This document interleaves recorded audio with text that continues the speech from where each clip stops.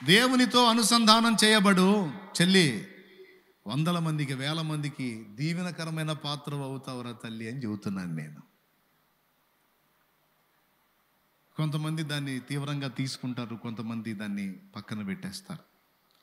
మీరు పక్కన పెట్టేస్తారని అయితే అనుకోను నేను, ఎందుకంటే మీరు సోదోళ్ళు కాదు, భక్తిపరులు. కాస్తో కూస్తో భక్తి ఉండబట్టే మీరు దేవుని పాదాలు వెతికారు.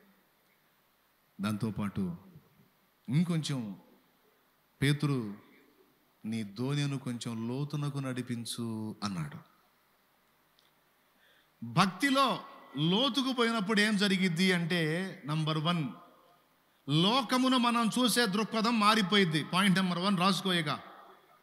భక్తిలో లోతుకు వెళ్ళే కొద్దీ ఏం జరిగిద్ది అంటే, లోకాన్ని మనం చూసే దృక్పథం మారిపోయిద్ది. లోకం భయపడే వాటికి మనం భయపడం, లోకం లక్ష్య పెట్టిన వాటిని లక్ష్య పెట్టం, లోకం ఆందోళన చెందే వాటి విషయంలో మనం అస్సలు ఆందోళన చెందాం, లోకం కదిలిపోయే సంగతుల విషయంలో మనం కనీసం వీసుమంతా కూడా కదలం. ఎందుకంటే మన దృక్పథం మారిపోద్ది. కారణం, మనం ఆయనతో కనెక్ట్ అయ్యాం. దేవునికి స్తోత్రం. మీరందరూ నిజంగా అలాంటి భక్తిపరులు అయితే చూడాలని నా ఆశ. దేవదాసయ్య గారు లాగా మీరు మాట్లాడితే వినాలని నా ఆశ. ఎలా? అంత పెద్ద అవసరం పెట్టుకొని లోపల పోయి పాట రాసుకొని వచ్చాడేంది? నాకేం కొదువు అంటాడేంది? కానీ జరిగింది అదే. అప్పటి వరకు కూటాలకు సాయం చేసిన వాళ్ళు సర్దుకున్నారు. ఆ సంవత్సరం ఎవ్వరు ఏ విధంగానూ హెల్ప్ చేయాల. బ్రేక్, టైం దగ్గరకు వస్తుంది. కానీ ఆశ్చర్యం చెప్పనా, ఎవరున్నారని చెప్పాడు? నిజంగా మీరందరూ అంత ధీమాగుంటే ఎంత బాగుండు. కానీ ఏం చేద్దాం, ఇంత సెగ తగలంగానే కలవరం. మళ్ళీ భక్తులే. దేవునికి స్తోత్రం కలుగును గాక. భక్తిలో లోతుకు పోయే కొద్దీ నంబర్ 1, లోకాన్ని చూసే దృక్పథం మారిపోయిద్ది అన్నాను. రెండవది, ధైర్యం కలిగిద్ది. ధైర్యంగా ఉంటారు. ఎందుకు ధైర్యంగా ఉంటారంటే, నేను నమ్మిన వానిని ఎరుగుదును, సిగ్గుపడనెన్నడు. నేను నమ్మిన వానిని ఎరుగుదును, సిగ్గుపడనెన్నడు, సిగ్గుపడనెన్నడు. నన్ను బలపరచువాని అందే సమస్తము నే చేయగలరు. దేవునికి మహిమ. అది ఎందుకంటే నమ్మినోడిని ఎరుగుదు కాబట్టి భయం ఉండదు. అయ్యో అయ్యగారు, మీరేమో మీటింగ్ పెట్టారు, ప్రజలనేమో రమ్మన్నారు, ఇంతవరకు రైసుకి వండేదానికి ఏమి ఇయ్యలేదు. భక్త సింగ్ గారు కూడా చెన్నైలో వాక్యం చెప్తున్నాడు. ఆయన మధ్యాహ్నం లంచ్ టైం అవుతుంది, కూటం జరుగుతుంది, ఫుడ్ లేదు. ఆయన ఏం పట్టించుకోవట్లా, ప్రశాంతంగా ప్రసంగం చేస్తున్నాడు. వీళ్ళు కూర్చొని చూస్తున్నారు. అయిపోయి నాకేం పెడతాడో చూద్దాం. దేవునికి స్తోత్రం కలుగును గాక. ప్రియులారా, అయిపోయే సమయానికి ఒక లారీ నిండా వచ్చింది భోజన పదార్థాలు. ఒట్టి మాటలు కాదు, రియల్గా జరిగిన విషయాలు ఇవి. భక్తి ఏంది? పిల్లలు, అమ్మా అమ్మా ఏమైద్దోనమ్మా, ఏం జరిగిద్దోనమ్మా, భయపడవా? పనికి మన ఆయన లేడా? పిరికి పంద. భక్తి లేదా? దేవుణ్ణి ప్రేమించట్లేదనో? ఆయన తోడే లేడా నీకు? ఆఖరి నిమిషంలో నేను అద్భుతం జరుగుతుందా? ప్రార్థన చేస్తాపో, నా తండ్రిని అడుగుతాపో. ఊరికే ఆ మెట్టుకు రావాలరా తల్లి నువ్వు. ఏమైనా అర్థమవుతుందని చెప్పేది? ఏ మెట్టుకు రావాలి? పిల్లలు టెన్షన్ పడితే భక్తి పరులైన తల్లులు, అమ్మా అమ్మ నాకు ఈ బలహీనతగా ఉంది, నాకు ఇబ్బంది, నువ్వు తీసుకునిరా, కళ్ళమై. ప్రేమ కలిగిన తండ్రి, నీ బిడ్డ ఎందుకు కనికరపడు. ఎలీషా అంతే చేశాడండి. అయ్యా దైవజనుడా, కొంపలు అంటుకుపోయినాయి. అయ్యా మన మన మన గుడారం చుట్టూ, మన ఊరు చుట్టూ సిరియన్ల దండొచ్చి దిగింది. అయ్యో అమ్మో, నువ్వు పోతావు సరే, నన్ను కూడా కాజేస్తారుగా దైవజనుడా, నన్ను కూడా కాజేస్తారుగా దైవజనుడా. వాడి టెన్షన్ లోపల, వాడి ఫీలింగ్ అది. అరవా ఏంది అరవాకు, మామూలుగా లేరు చూడు, బయటకు పోయి చూడు, నీకు మామూలుగా ఉండదు చూడు. ఎలీషా అన్నాడు, ఏం సైన్యం రా వాళ్ళ సైన్యం, వారికంటే ఎక్కువ సహాయం మనకు కలదుపా అన్నాడు. ఎక్కువ సాయమా? ఒక్కడున్నాడు మన పక్షంగా, నువ్వను నేను. ఎవడున్నాడు మన పక్షాన? సారా ఏందయ్య గారు రా చెప్పండి. కళ్ళు యెహోవా వీడు చూచున్నట్లు, నీవు నాకు ఇచ్చినటువంటి రక్షణ ప్రాకారము వీడు చూచున్నట్లు వీని కళ్ళు తెరవజేయి, వీని కళ్ళు తెరువు అన్నాడు. అప్పుడు కనపడింది వాడికి, సిరియన్లో దండు కనపడుతుంది. వాళ్ళందరికీ పైన వరదూసిన ఖడ్గాలు చేత పట్టుకొని అగ్ని, రథములు, పర్వతం, గుర్రాలు, రౌతులు, పరలోక సైన్యం దిగుంది. వామ్మో, వీళ్ళెవరు? వాళ్ళేరా మన పక్షాన ఉన్నోళ్ళు, వాళ్ళే మన పక్షాన ఉన్నోళ్ళు. పరిచర్య చేస్తున్న బుద్ధి లేకుండా, మళ్ళీ బుద్ధి లేకుండా ఇంత దడోడివి ఏమి ఎట్టరా నువ్వు? ఆయన ఎరగమంటారా నువ్వు? ఆయన ఎరగవా? ఏమనుకుంటున్నారు ఆయన అంటే? సైన్యములకు అధిపత్యగు యెహోవారా, సైన్యములకు అధిపత్యగు యెహోవా. ఆయన పేరే సైన్యములకు అధిపత్యగు యెహోవా. అదిగో చూపిస్తున్నాడు చూడు, మనకి ఎక్కువ దండు ఉంది చూడని చూపిస్తున్నాడు చూడు.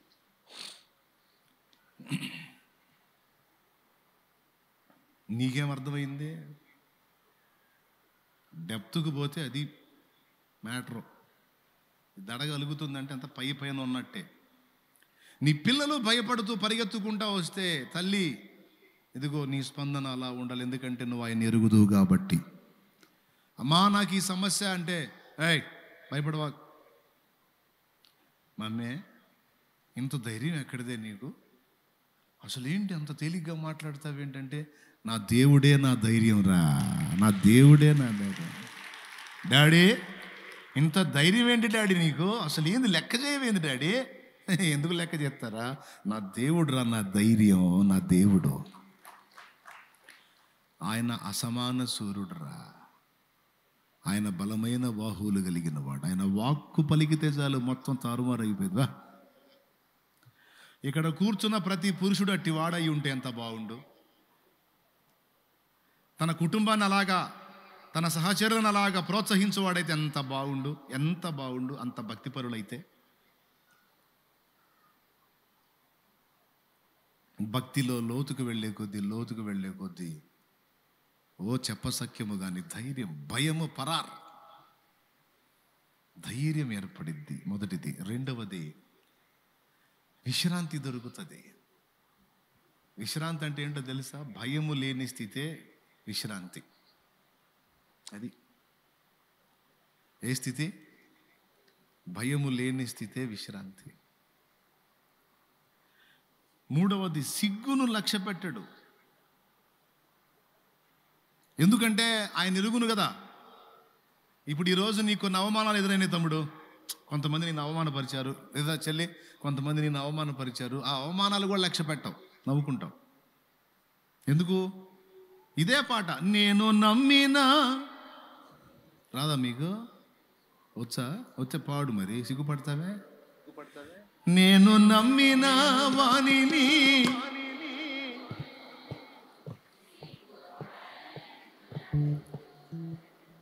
సిగ్గుపడినాడంటే అర్థం ఏంటి? ఆయనకు అవమానం కలిగే పరిస్థితులు కూడా ఏర్పడ్డాయి. ఆయన అవమానించాడు. పౌలు గారి ప్రసంగాలను ఎగతాళి చేశారు, పౌలు గారి పర్సనాలిటీని ఎగతాళి చేశారు. పౌలు గారికి ఉన్న బలహీనతలను ఎగతాళి చేశారు, పౌలు గారి యొక్క ప్రయాసను ఎగతాళి చేశారు, క్యారెక్టర్ని ఎగతాళి చేశారు. ఇటున్నాడు, ఇటు వదిలేశాడు, పట్టించుకోలే. ఎందుకు సిగ్గుపడలేదు అంటే, నేను నమ్మిన వానిని, సేవకుల మీట్ ఉంటుంది, సేవకుల సదస్సు. నా స్టార్టింగ్ స్టేజ్లో ఒక సేవకుల సదస్సుకి వెళ్ళాను నేను. దైవజనులు అందరూ కలుస్తారు అక్కడ. ఒక దైవజనుడు వాక్యం చెబుతాడు, అందరం వింటాం. పెద్దలు ఉన్నారు అక్కడ, పెద్దలు. నా వెనక చాలామంది దైవజనులు వస్తున్నారు.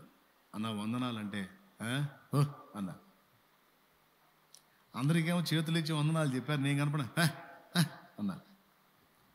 వాళ్ళందరి ముందు పరువు పోయింది అది.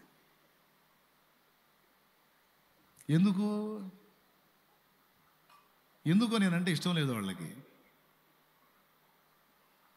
చాలా అవమానం అది.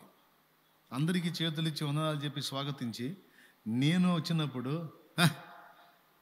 అని అందరు ఎదుట అన్నప్పుడు అది ఎంత అవమానం అండి. మళ్ళీ అన్యులు కాదు,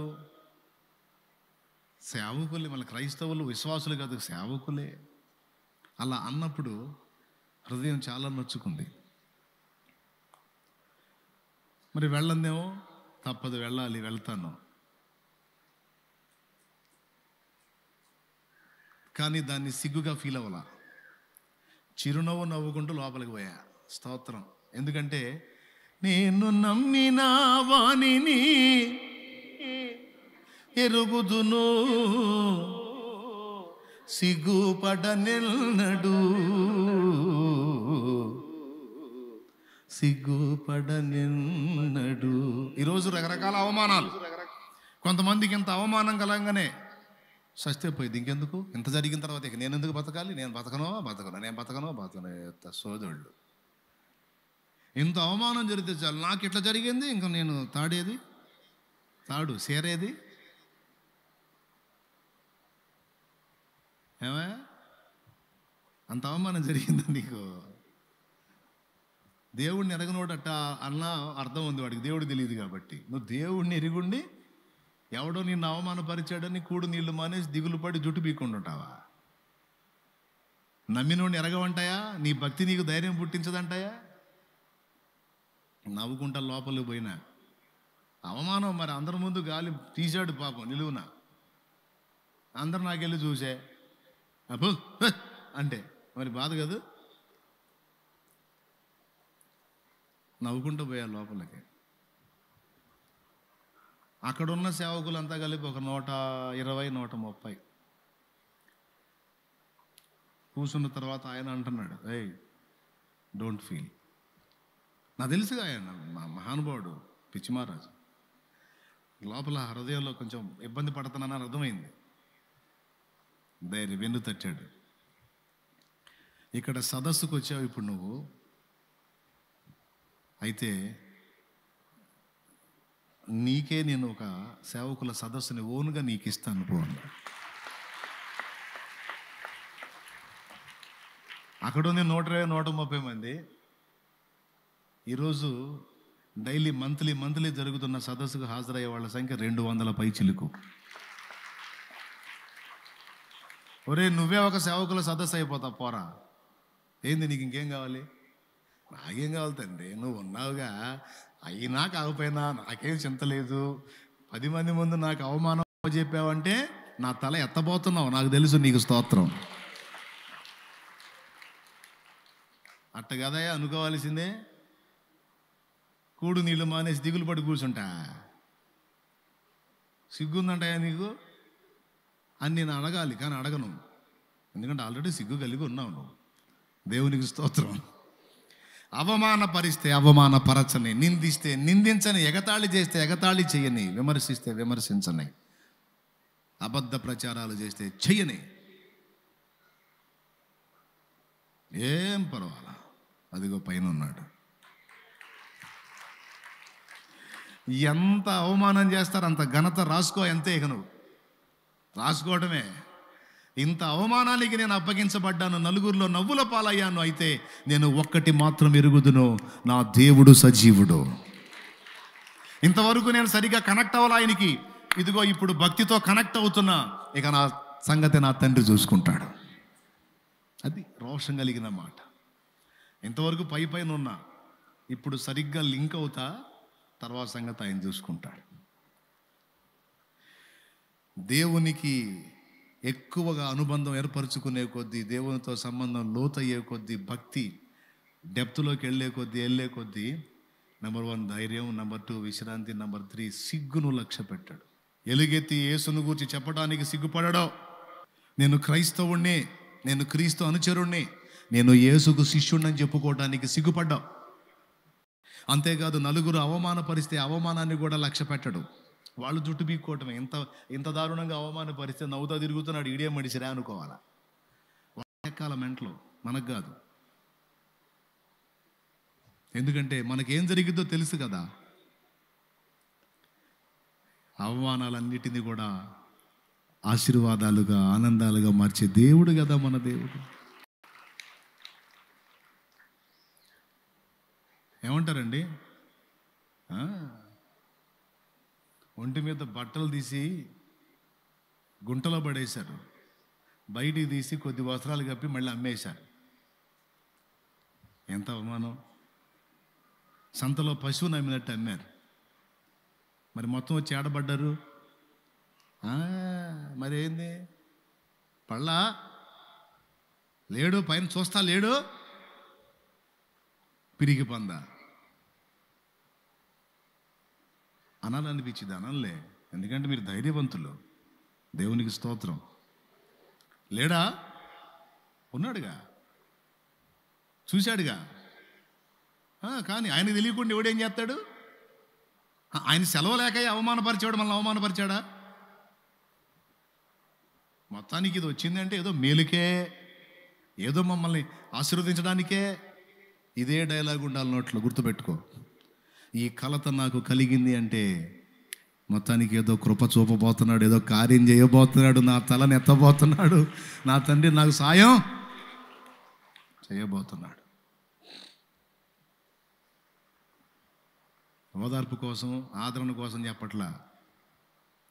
భక్తిలో డెప్త్కు పోయే కొద్దీ ఇలాంటి ఫీల్స్ వస్తాయని చెబుతున్నాను. 4వది చెప్తా విను. 3 ఏంటి? మొదటిది ధైర్యం ఉంటుంది. భక్తిలో లోతుకి వెళ్ళే కొద్దీ భయం పోయిద్ది.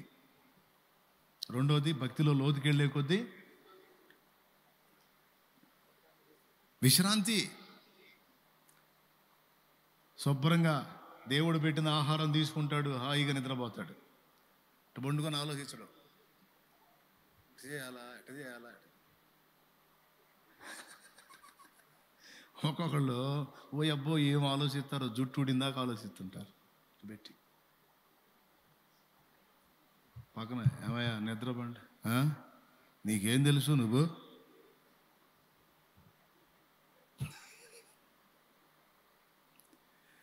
అటు మేసలను ఇటు మేసలను, ఇటు మేసలను అటు మేసల్ని. అదేమంటే ఏందంటే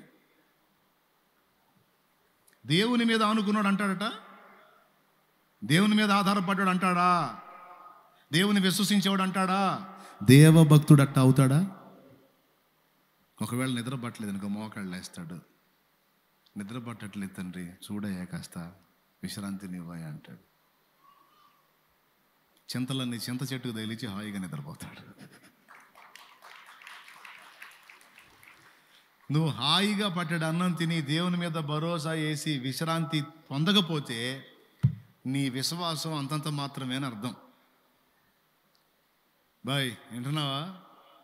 నీ విశ్వాసం అంతంత మాత్రమేని అర్థం.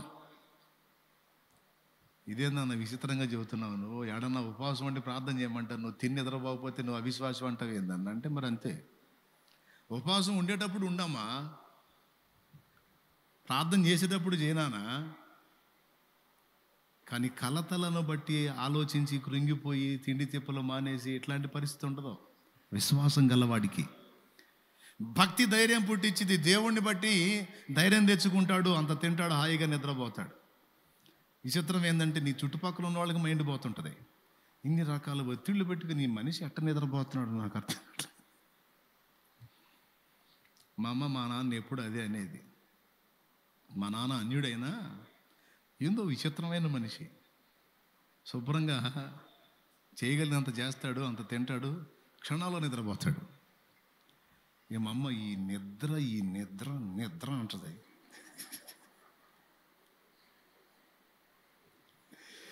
ఏమండి, ఈ నిద్ర అంటే మానాలేసి ఏం చేయమంట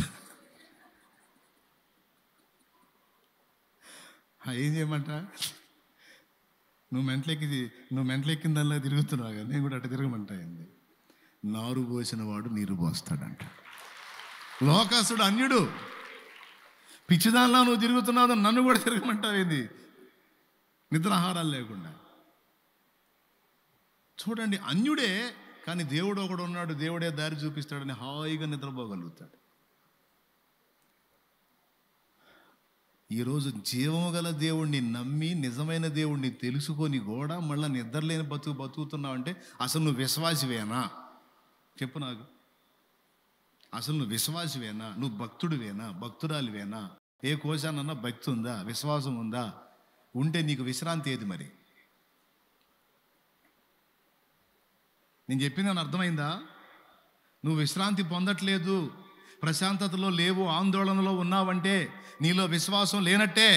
కలవరంలో ఉన్నావు, కలత చెందుతున్నావు, గడిబిడైపోతున్నావంటే ఏది? నీకేం తెలుసురయ్యా మా బాధలు. ఎన్ని టెన్షన్లు, అప్పులు, సమస్యలు, ఇరుకులు, బాధ్యతలు. నేనే మరి ఒట్టిగా తిరుగుతుంది ఏమి లేకుండా. ఏమ్మా నేనేనా? బాధ్యతలు లేవు, బరువులు లేవు, అప్పులు లేవు, ఇవ్వాల్సినవి ఏమి లేవు జనాలకి. ఫ్రీ బోర్డ్ లాగున్నా. ఇద్దరం కూర్చున్నావురా, మాట్లాడుకుందాం అయ్యా, ఇద్దరం కూర్చున్నారా, ఎవరు నీ బాధలు నువ్వు చెప్పు, నేను చెబుతా. నేను నెరవేర్చాల్సిన పనులు నేను చెబుతాను, నువ్వు నెరవేర్చాల్సిన నువ్వు చెప్పవయ్యా. ఇద్దరం కూర్చున్నాము, ఎవరు ఎక్కువ అంటావో పందెం పెట్టుకొని కూర్చుందా. మీరు చెప్పండి, మీ ఎక్కువ బాధ్యతలు నా ఎక్కువ? ఎంతమంది ఒప్పుకుంటారు? నన్ను అర్థం చేసుకున్న వందనాలండి మీకు, వందనాలు. నిజమేనా? టెన్షన్స్ మీకు ఎక్కువ నాకు ఎక్కువ? పెద్దగా చెప్పాలి. ఎవరు చెప్పారు? టెన్షన్ లేదు, మాట్లాడే పని లేదు. నాకు తెలుసు మీరు మీకు ఎక్కువ అంటారని. నిజంగా ఒత్తిళ్ళు ఎక్కువే కాదంటల్లా, కానీ నేను తీసుకోనుగా. తీసుకుంటే పిచ్చి హాస్పిటల్ ఎప్పుడో చేరేవాడిని. అహో నా సామ్రాజ్యం ఏమగుచున్నది, సైనికులారా ఎక్కడున్నారు, త్వరగా రండి, అశ్వములను సిద్ధపరచుకున్నాడు, యుద్ధమునకు పోవాలి అనుకుంటా కూర్చునేవాడిని మెంటల్ హాస్పిటల్లో.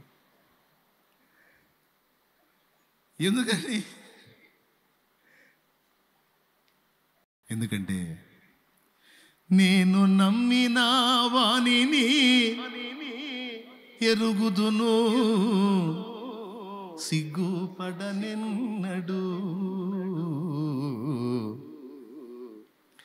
సిగ్గుపడనెన్నడు. అంతే, ఎన్ని టెన్షన్లు అన్నా ఉండని, ఎవరు ఎన్ని రకాల తిప్పలన్నా పడని. అదే సరేలే అని చిన్న పిల్లవాళ్ళగా ఆడుకుంటానండి నేను. అది కూడా చెబుతున్నాగా, నేను చిన్న పిల్లవాడు చేసే పిల్ల చేష్టలు కూడా చేసుకుంటాను నేను. నాకు ఎవరన్నా అందుబాటులో దొరికితే 4 గోళీలు ఇస్తే గోళీ ఆట కూడా ఆడుకుంటాను నేను. చూసిన వాడికి మెంటలు ఎక్కాల, ఈడే మనిషిరా అని. ఇన్ని పెట్టుకొని చిన్నపిల్లలు మీటి కోటాల్లో, మరి అదే కోటాల్లో వాళ్ళు కట్టన్లు కట్టారు చూడు, క్లాతులు కట్టారు కదా, క్లాతులకి తాడు పట్టు చెక్కటం కోసం క్లాత్లో గోళీ పెట్టి తాడేసి కడతారు. ఓ అబ్బా, సంచులు తెచ్చారు గోళీలు. చిన్నప్పుడు ఆ గోళీల కోసం ఏంది అనుకున్నాము, అవి తీసుకొని ఆడుకున్నా. వాళ్ళు టెంట్లు కడుతుంటే నేను ఆట ఆడుకున్నా. అడుగు, చూసిన వాళ్ళు చూశారు. ఎందుకు ఆడుకున్నా? తల్లి ఒడిలో పవళించే బిడ్డవలేనే, తండ్రిని ఒడిలోని ఒదిగి తినయ్యా. తల్లి ఒడిలో పవళించే బిడ్డవలేనే, తండ్రిని ఒడిలోని ఒదిగి తినయ్యా. ఏమండి అట్లా ఫ్రీగా ఉండకుండా బెగ తీసుకున్నాను అనుకో,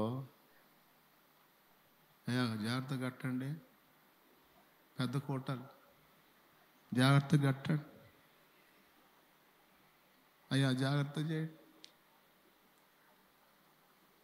అని దడ ఆయాసం పెంచుకొని బిగసపోయి రోబోట్లా జాగ్రత్త అయ్యా జాగ్రత్త అన్నా అనుకో, షుగరు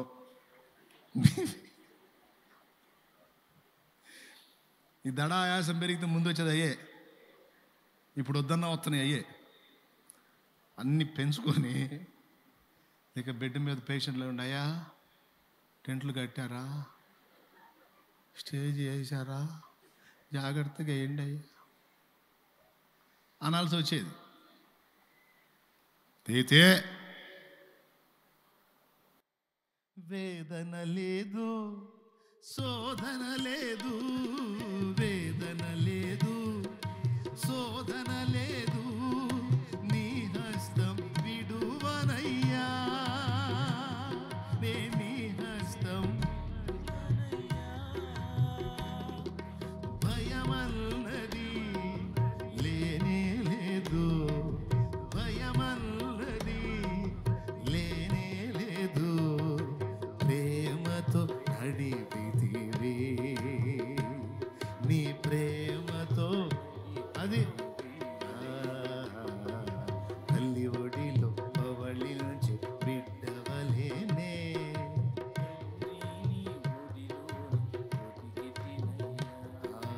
తండ్రి నీ ఒడిలోని. దేవునికి మహిమ.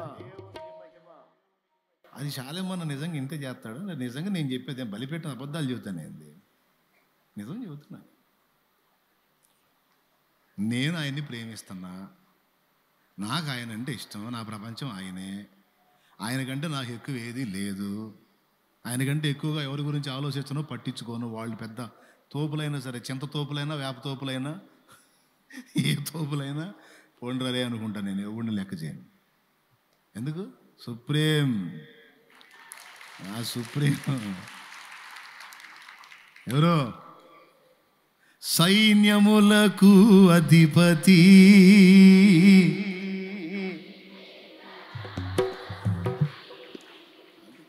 ఆయన ఎరగనోడు ఎరగల ఆయన్ని, నేను ఎరుగుదును. తెలియనోడికి తెలియదు ఆయన, నాకు తెలుసు. నేను అనుభవించాను ఆయన్ని, నేను ఆస్వాదించాను ఆయన్ని. సంవత్సరాలుగా నేను ఆయనలో ఆనందాన్ని పొందుతున్నాను. నేను జీవజల ఊటలు రోజు ఆయన దగ్గర పొందుతానే ఉన్నాను. నేను మంచి కాపరి నీడలో ఉన్నాను, నేను ప్రధాన కాపరి నీడలో ఉన్నాను. నేను ఇంకా విశ్రాంతిలో ఉండకపోతే ఇంక మరి ఎందులో ఉండాలా? రక్షణ పొందిన ప్రతి ఒక్కడు భక్తిపరుడైన వాడు, భక్తిపరురాలైన స్త్రీ పురుషులు మొత్తం విశ్రాంతిలో ఉండాలి. గుర్తుపెట్టుకోండి. విశ్రాంతిలో లేకపోతే అవిశ్వాసి నువ్వు, గుర్తుపెట్టుకో, జాగ్రత్త. రాసుకో, ఇంట్రెస్ట్ ఉంటే. విశ్రాంతి పొందకపోతే నేను అవిశ్వాసినే అని రాసుకో, కొటేషన్ సూపర్ ఉంటుంది. నేను విశ్రాంతిలో ఉండకపోతే అవిశ్వాసినే, నేను విశ్రాంతిలో ఉంటేనే విశ్వాసిని. అది తమ్ముడు, అది నేను విశ్రాంతిలో ఉంటేనే భక్తిలో ఉన్నట్టు, విశ్రాంతిలో లేకపోతే నేను భక్తిలో లేదు, భక్తిహీనతలో ఉన్నట్టు. భక్తిహీనులు కదులుచున్న సముద్రం వంటి వారు, వాళ్ళకి నెమ్మది ఉండదు అన్నాడు. చెప్పు, భక్తిహీనులు కదులుతున్న సముద్రం వంటి వారు, వాళ్ళకి నెమ్మది ఉండదు. నెమ్మది లేకుండా గందరగోళం అయిపోయేవాళ్ళు ఎవరో భక్తిహీనులని రాశాడు గ్రంథంలో. భక్తిపరులు తొణకని రాయి వంటి వారు, బండ వంటి వారు, కదలరు. భక్తులు విశ్రాంతిలో ఉంటారు. మరి యేసయ్య అబద్ధాలు చెప్పాడు అనుకున్నా. ప్రయాసపడి భారం మోయుచున్న సమస్త జనులారా నా యొద్దకు రండి, నా కాడిని మీ మీద ఎత్తుకొని నా యొద్ద నేర్చుకోండి, మీ ప్రాణాలకు విశ్రాంతి అన్నాడు. మనకు ఆయన చేసిన వాగ్దానాల్లో విశ్రాంతి ఒకటి. ఎప్పుడైతే యేసు లోపలికి నువ్వు ప్రవేశించావో, యేసునందలి భక్తి స్టార్ట్ చేసావో, విశ్రాంతి స్టార్ట్ అయింది నీకు.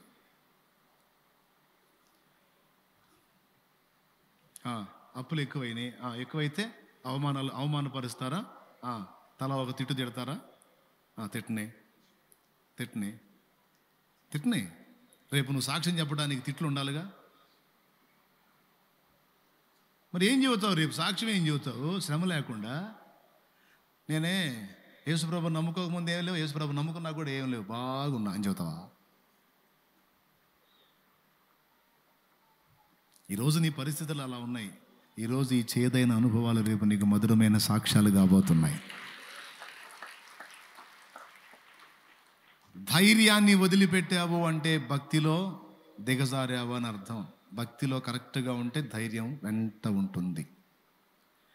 భక్తిలో దిగజారావు అంటే నీకు రుజువు ఏంటంటే భయపడతా ఉంటావు ఊరకనే. భక్తిలో ఒక మెట్టు దిగావు అంటానికి రుజువు ఏంటంటే భయం గుప్పెట్లో బతుకుతుంటావు, ఊరకనే భయపడుతుంటావు, చిన్నదానికి భయపడతావు, పెద్దదానికి భయపడతావు, అదే మౌనం ఇదే మౌనాన్ని. నా ఎదురుగా ఓ చెల్లు ఉంది, నిత్య విశ్రాంతిలో ఉంటుంది మా అమ్మాయి. దేవునికి స్తోత్రం, హల్లెలూయా. అసలు కూటం జరిగేటప్పుడు కూడా విశ్రాంతిలోనే ఉంటుంది. బంగారు తల్లి, నేను చెప్పే మాటలు అక్షరాల పాటించిద్ది. నిజంగా అండి, ఇంటికాడే కాదు ఇక్కడ కాదు ఎక్కడైనా సరే, ఇంత పెద్ద కూటం జరుగుతున్నా సరే స్తోత్రం, హల్లెలూయా. అందరూ అలా ఉండాలని కోరుకుంటున్నాను. నేను ఇక్కడ కాదు, ఇంటికాడ విశ్రాంతి. ఏం చెబుతా ఆపాను? పిరికితనం, భయం నిన్ను ఆవరిస్తుంది. చిన్నదానికి పెద్దదానికి భయపడతా బతుకుతున్నావంటే భక్తిహీనుడివి, భక్తిహీనురాలివి అని అర్థం. భక్తిలో బలంగా ఉంటే ధైర్యం ఉంటుంది. నీ చుట్టుపక్కల వాళ్ళు ఆందోళన పట్టమేగా నీకు ఆందోళన ఉండదు. నీ ఇంట్లో వాళ్ళు ఆందోళన పడతారు, నీకు ఆందోళన ఉండదు. ఇదే రుజువు. నెంబర్ 1 అయిపోయింది, నెంబర్ 2 అయిపోయింది, నెంబర్ 3 భక్తిలో పర్ఫెక్ట్గా నువ్వు ఉంటే రుజువు ఏంటంటే ఎవరి అవమానాలని ఖాతరు చేయవు, సిగ్గుపడవు. ఏడుసార్లు ఎప్పుడురా మీరేదో పగలబడి నవ్వారని నన్ను అవమానపరిచారని నా కిరీటం కింద పడిద్దా? ఆయన ముందు నాకున్న స్థానం నాది. బోడివాడా ఎక్కిపో, బోడివాడా ఎక్కిపో. వందలాది మంది పిల్లలు దైవజనుడిని ఎలీషా వెంటబడి ఎగతాళి చేస్తుంటే తల్లిదండ్రులు అపహాసకులు, వాళ్ళ పిల్లలు అపహాసకులే, అపహాస బుద్ధులు. పెద్దోళ్ళని ఎగతాళిగా పిల్లలు మాట్లాడుతుంటే లాగి లెంపకాయలేదు, వాళ్ళు కూడా నవ్వుతుండొచ్చు బహుశా. వాడు చూడు మీ వాడు అసలు ఎట్లా లాగుతున్నాడు ఆయన్ని, మో గొడుగ్గాయ్ అని చెప్పని ఎట్లా అనుకుంటున్నారేమో. అవమానపరుస్తున్నారు దైవజనుణ్ణి, తేలిగ్గా మాట్లాడుతున్నారు దైవజనుణ్ణి, హేళనగా మాట్లాడుతున్నారు. బోడివాడా ఎక్కిపో, ఎవరిని? ఎలీషాని, బట్టతల ఆయనకి. బోడివాడా ఎక్కిపో, బోడివాడా ఎక్కిపో. పొయ్యి చిరాకేసి తిరిగి శపించాడు. అంతే, 2 వచ్చిన ఎలుగుబంట్లు అడవిలోంచి. ఆయన అన్నాడు, వచ్చినాయి. దొరికినాడు, చీల్చి పడేస్తే 42 బాలులను చీల్చి వేసానని రాస్తుంది బైబిల్లో.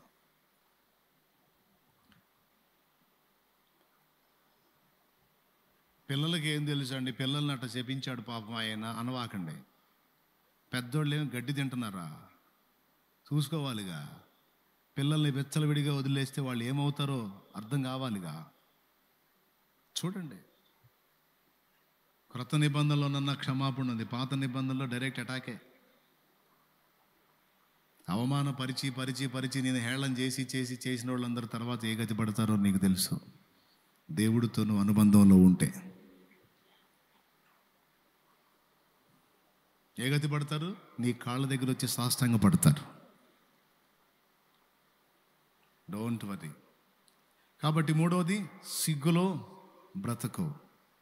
4వది భక్తిలో లోతుకు వెళ్ళే కొద్దీ విను. భక్తిలో లోతుకు వెళ్ళే కొద్దీ నీ దోనె ఆశీర్వదించబడిద్ది, నీ దోనె సమృద్ధితో నింపబడిద్ది. అది ఖాళీతోనే, దానిలో ప్రభు ఎక్కాడు. లోతుకు నడిపించన్నాడు. లూకాసు వార్త 5వ అధ్యాయం. నీ దోణిని లోతుకు నడిపించన్నాడు. 2 అర్థాలు. 1, అక్షరార్థంగా దోణిని నిజంగా లోపలికి నడిపించటం. 2, భక్తిలో కొంచెం లోతుకు వెళ్ళు. భక్తిలో కొంచెం లోతుకు వెళ్ళు. ఆశ్చర్యమైన విషయం చెప్పనా? 2 దోణెల నిండా చేపలు వచ్చినాయి. పేతురు తిన్నాడా? ప్రజలకు ఇచ్చేశాడా? చెప్పాలి. పేతురు తిన్నాడా? ప్రజలకు ఇచ్చాడా? అదేందండి, మనం వదిలిపెడతాం, పండుగ చేసుకోం. 2 దోణెల నిండా చేపలంటే యేసయ్యా స్తోత్రం, హల్లెలూయో హల్లెలూయో అనుకుంటా, అబ్బాయి లాగండ్రా, ఒడ్డుకు లాగండ్రా అని చేపలన్నీ తీసుకెళ్ళి మార్కెట్లో ఉన్న యేసుప్రభు దగ్గర ఉంటావా? శుభ్రంగా 2 కుప్పలు, పెద్ద పెద్ద కుప్పలు పోసి ఆడు కూర్చోం. రావాలి బాబు రావాలి, ఫ్రెష్ చేపలు బాబు, ఫ్రెష్ చేపలు అనుకుంటే వ్యాపారం పెట్టడం ఏం మాట్లాడకుండా, కదలకుండా, వెళ్ళకుండా. ఎట్లా అయిపోయిందో తెలుసా సైకాలజీ? సమృద్ధి ఉంటుంది, నీకు పట్టదు, నేనే తినాలనిపించదు, నాకే దాచిపెట్టుకోవాలనిపించదు, వదులుతూ ఉంటాం ఇక అంతే. మైండ్ అట్ట మారిపోయింది. మరి భక్తుల మైండ్ అట్ట మారిపోయింది. దాచిపెట్టుకుందాం, కుప్ప వేసుకుందాం, మనమే తిందాం అనుకోరు. సమృద్ధి ఆశీర్వాదం వచ్చింది, ఆ ఆశీర్వాదాన్ని పంచటం మొదలు పెడతారు. ఎలీషా ఏం చేశాడు? ఎడ్లను వధించి అక్కడ ఉన్న వాళ్ళకి ఫుడ్ చేసి పెట్టి జంపు. పేతురు ఏం చేశాడు? 2 దోణెల చేపలండి. కావాలంటే చూడండి, లూకాసు వార్త 5వ అధ్యాయం.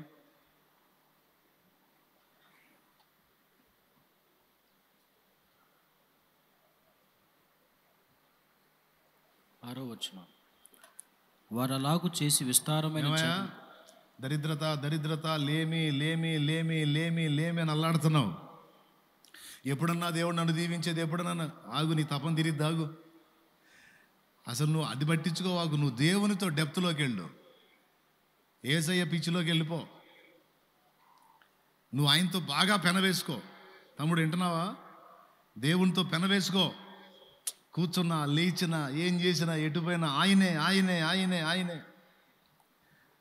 నలువైపుల నుంచి నీకు సమాధానం వస్తుంది, నలువైపుల నుంచి ఆశీర్వాదం వస్తుంది. అయితే అది వచ్చిన తర్వాత నువ్వు ఎట్ట మారిపోతావంటే నీకు పట్టదు. అది ఎన్నో వచ్చి నీ కూర్చొని తిందాం అనిపించదు. పేతురు మైండ్ వచ్చింది, ఎలీషా మైండ్ వచ్చింది. వాళ్ళ మైండ్ చూడు, ఎప్పుడు కూడా 10 మందికి పెడదాం పెడదాం పెడదాం పెడదాం. అద్భుతం చేసైనా సరే అందరి కడుపులు నింపుదాం. యేసయ్య మనసు కూడా చూడు, మరి 1000 మంది కడుపు నింపి అన్నాడు. మీరు చెప్పండి, 5 రొట్టెలు 2 చేపలు ఎన్ని వేల మందికి పెట్టాడు? పురుషులు 5,000 మంది. ఇక స్త్రీలు పిల్లలు ఎంతమంది ఉంటారు? చాలా మంది ఉంటారు. అంతమందికి పెట్టాడు. యేసయ్య తిన్నాడని ఉందా? పెద్దగా చెప్పాలి. అదేం మనసు అండి, నాకు అర్థం కాదు. ఎలీషా అంతే, ఎలీషా ఎడ్లను వధించి వాళ్ళకి పెట్టాడని ఉంది, కానీ ఆయన తిన్నాడని లేదు. పేతురు అంతే, కనీసం 4 చేపలను తెచ్చుకున్నాడు కాల్చుకోవడానికి. 4 చేపలు జస్ట్ కాల్చుకుందాం ప్రభా, ఇన్ని చేపలు పట్టుకొని మరి 4 కూడా తీసుకుపోతే ఏం బాగుంటుంది ప్రభా, 4 చేపలు కాల్చుకుందాం ప్రభా అని తెచ్చాడు. 4 చేపలన్నా. సమస్తమును విడిచిపెట్టి వారు ప్రభువును వెంబడించిరి అని రాస్తుంది. దాని గురించి ఎప్పుడైతే ఆలోచించడం మానేస్తావో, దాని గురించి ఎప్పుడైతే కల చెందడం మానేస్తావో, అది నీ చుట్టూ తిరిగిద్ది. సంపద సంపద. ఎందుకంటే సంపద యేసు కాళ్ళ కింద ఉంది. అస్సలు చెప్పాలంటే అసలు సంపదల గనే యేసు. సర్వకృపానిధివే సంపదల గనివి, సర్వకృపానిధివే సంపదల ఘనివి, సకలము చేయగల నీవైపేనా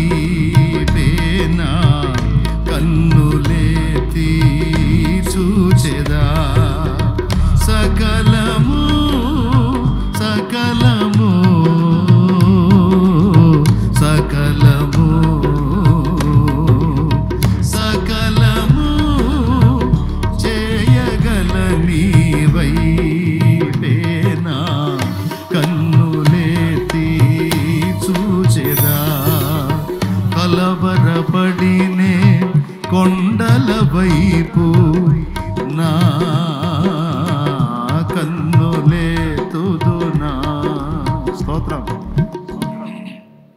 ఏం పాడుకున్నారండి భక్తులు, దేవుణ్ణి ఎలా వివర్ణించుకున్నారండి.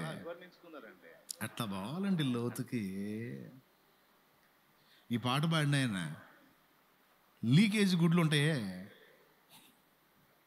షాప్ కాడికి పోయి మామూలు గుడ్డేమో పావులంట, ఈ లీకు పగిలి నెర్రలు కొట్టుంటాయి గుడ్లు కొన్ని, అవి అయితే 15 పైసలు అంట.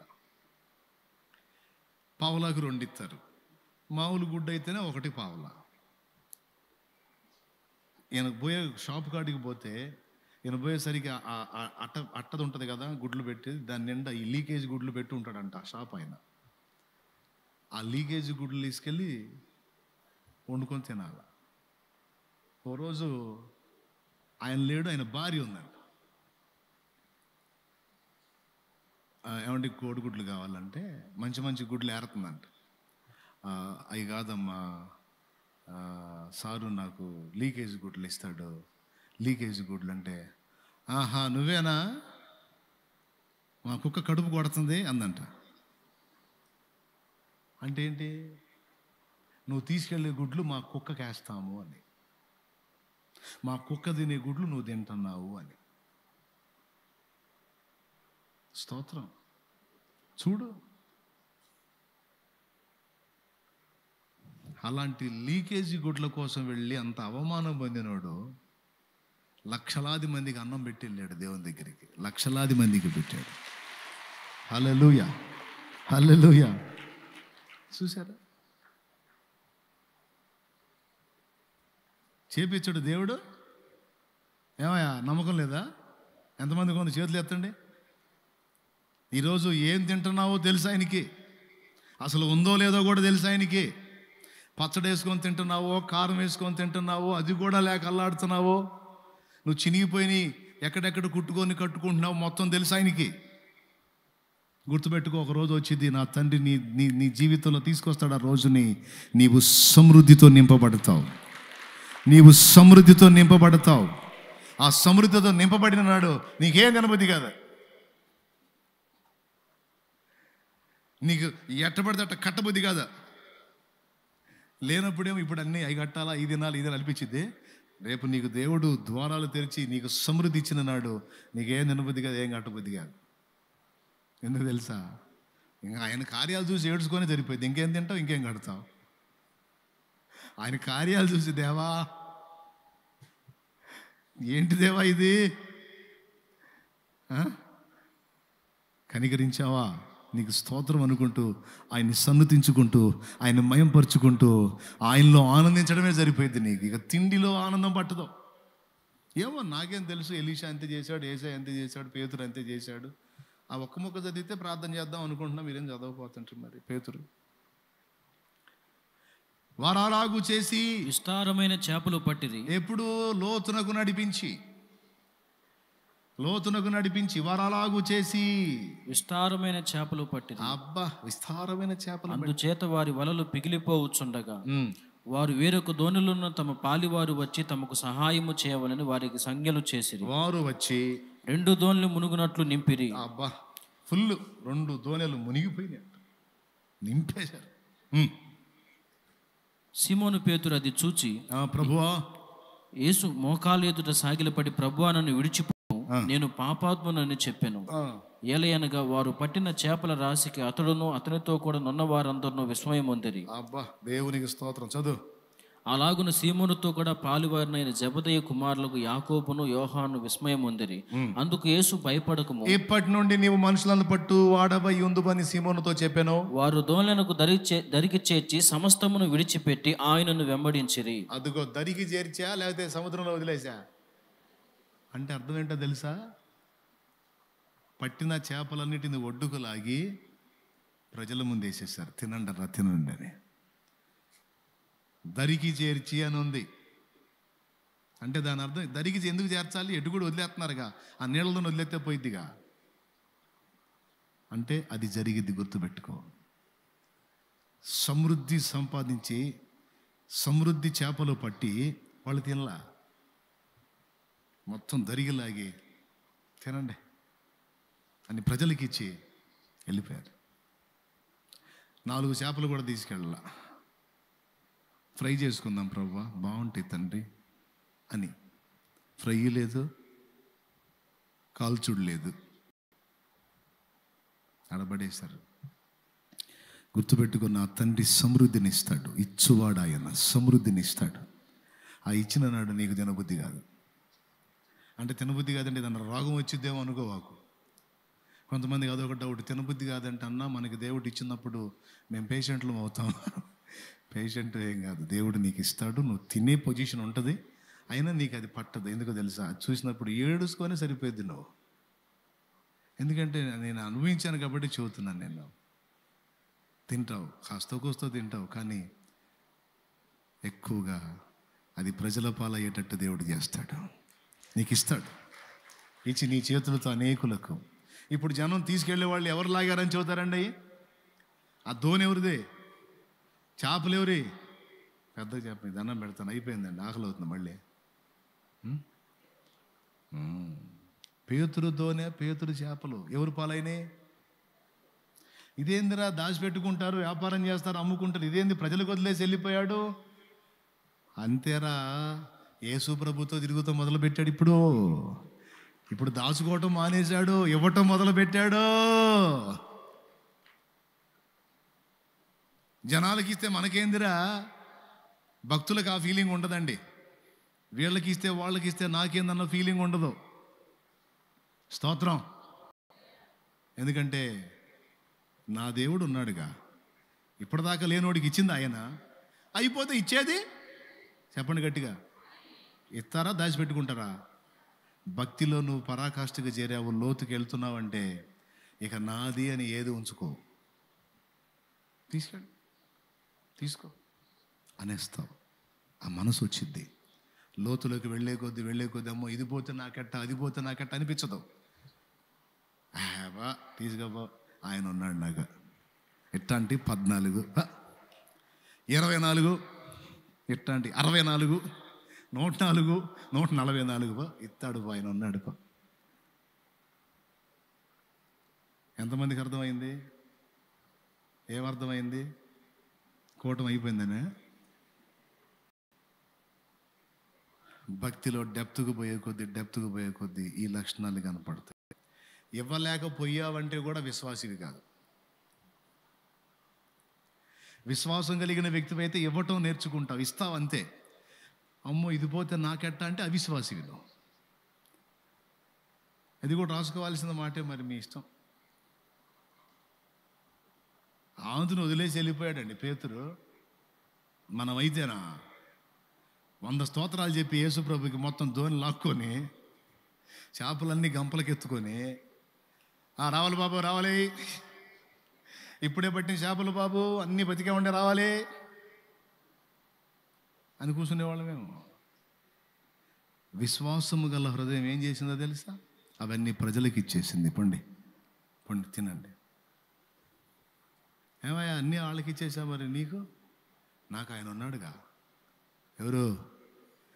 సంపదల గని ఉన్నాడు నాకు, సంపదల గని. మరి లేకపోతే నట్టనడి సముద్రంలోకి వెళ్ళి రాత్రంతా వాళ్ళైతే ఒక్క చేప పడలా. ఆయన చెప్పిన ప్రకారం కొంచెం లోతుకి వెళ్ళి వేస్తే చేపలన్నీ పడ్డాయి. మరి ఇప్పుడు ఎవరి చేతిలో ఉంది? నా చేతిలో ఉందా, ఆయన చేతిలో ఉందా? ఈ చేపలన్నీ ఎవరి? మరి ఇంత అద్భుతం చేసి ఇన్ని చేపలు ఇచ్చినోడు ఇంకా అద్భుతం చేసి నా కడుపు నింపడు? నింపడా? ఇవ్వడా? నా పిల్లల్ని దీవించడా? విశ్వాసం గల హృదయం దాతృత్వంతో దానం చేస్తుంది. నీకెట్టా అని ఎవరన్నా అడిగితే నాకెట్టా, నాకు ఆయన ఉండలా అట్ట. లే పైకి లే. ఏబూ నీ భక్తి నీకు ధైర్యం పుట్టించదా? ఆయన లేడంటాయా? సజీవుడు, సర్వశక్తుడు. విశ్వాసులా మీరు? భక్తిపరులా మీరు? అట్లయితే మీ దగ్గర ఈ లక్షణాలు కనపడతాయి. భక్తిపరులు ధైర్యంగా ఉంటారు. భక్తిపరులు కలవరంలో ఉండరు, విశ్రాంతిలో ఉంటారు. భక్తిపరులు సిగ్గును తలంచరు, సిగ్గును తలంచరు. రాయ్ ఫ్రాన్సిస్, నా ఆస్తిలో చిల్లి గవ్వ కూడా నీకు దక్కదు, జాగ్రత్త. అధికారి ముందు నిలబెట్టి, వీడు ఆ యేసు మతంలోకి వెళ్ళాడు, నా సాంప్రదాయాలు మంట కలిపిడు, ఆ యేసు మతంలోకి వెళ్ళాడు,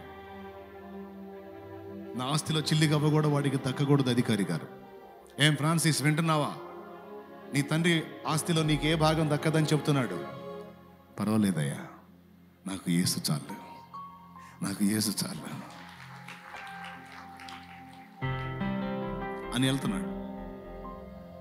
అధికారి గారు, వాడి ఒంటి మీద ఉన్న వస్త్రం కూడా నేను ఇచ్చిందే, వాడి ఒంటి మీద ఉన్న అంగీ కూడా నేను ఇచ్చిందే అన్నాడు.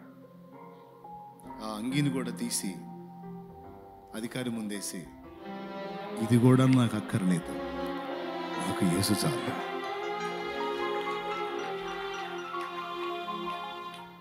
చరిత్రలో ఎక్కాడు. ఇప్పుడు ఆయన గురించి మనం చెప్పుకుంటున్నామంటే ఎంత భక్తిపరుడయ్యాడు, ఎంతమందిని కదిలించాడు.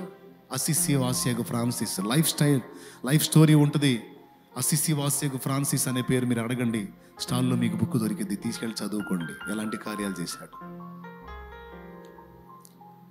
మనుషులు సువార్త వినకపోతే నది ఒడ్డుకు పోయి చేపల్ని పిలుస్తాడండి. సహోదర చేపలారా రండి, మనుషుల వెంటలా సృష్టికర్త వార్త మీరన్నా వినండి రండి అని పిలుస్తాడు. ఆయన పిలవగానే చేపలు మొత్తం వస్తాయి. ఆయన మాట్లాడినంతసేపు చెతలాడుతా వింటాయి.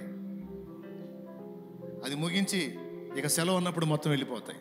అది చూసి వచ్చి మారుతారు మనుషులు, అది చూసి వచ్చి మారుతారండి. ఇదేమిటి నువ్వు మాట్లాడితే చేపలు ఆలకిస్తున్నాయి ఏంటి? ఎందుకంటే ఆయన సృష్టికర్తను తెలుసుకున్నవాడు, ఆయన సృష్టికర్తను కలుసుకున్నవాడు. ఆయన మాట్లాడతాడు. మనుషులు వింటలేదు, మీరు రెండని చేపలు పిలిస్తే చేపలు వచ్చినాయి. చేపలు వచ్చి ఆయన చెప్పే మాటలు చేపలు వింటాం చూసి మనుషులు ఆశ్చర్యపోయి ఎవరు సామాన్యుడు కాదని అప్పుడు పరిగెత్తుకుంటూ వచ్చి వింటారు ఆయన మాటలు. బుక్ చదవండి, భక్తుల చరిత్రలు చదవాలి, భక్తిపరులుగా మారాలి. పై పైన ఉండకూడదు, లోతుకు నడిపించాలి దోనె. అలా మనందరినీ నా తండ్రి తయారు చేయను గాక. సిగ్గు తలంచదో. నాలుగవది ఏం చెప్పాను? నాలుగవది, సమృద్ధి పొందుతాడు కానీ తన కోసం దాచుకోవడానికి ఇష్టపడ్డాడు. తినండి, తీసుకెళ్ళండి, తినండి, తీసుకెళ్ళండి, పొందండి, ఏం పర్వాలా, ఇన్ని ఇచ్చిన దేవుడు ఈ పోతే ఇంకా ఇస్తాడు, పోండి, తీసుకోండి, తినండి, బాగుండండి. భక్తిపరుడికి ఆ బుద్ధి వచ్చింది. భక్తిహీనుడికి మెతుకుపోతే బతుకుపోయిద్దనే బుద్ధి ఉంటుంది. భక్తిహీనుడికి, భక్తులకి